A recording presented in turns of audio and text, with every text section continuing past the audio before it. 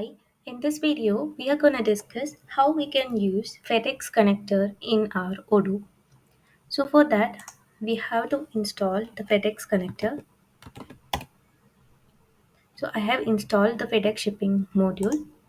Now, in the sales, delivery methods, we can see there is FedEx connectors.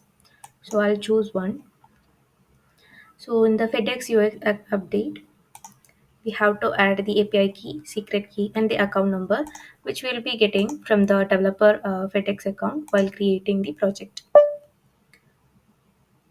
So using this ID, we'll be able to connect with the FedEx. So currently it is in test environment. Let's try creating a quotation. Before that, I can select this particular product, and in the inventory, I'll change its weight into 3 kilogram.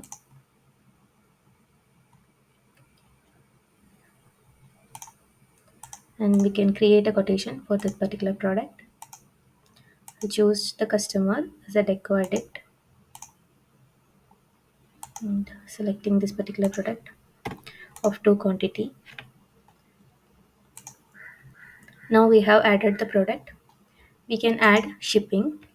In this shipping, we can select FedEx US update, where we have updated our API key and secret key. So the total order weight, we have provided that one product is weighing up to 3 kilograms. So the total order weight is 6 kilogram.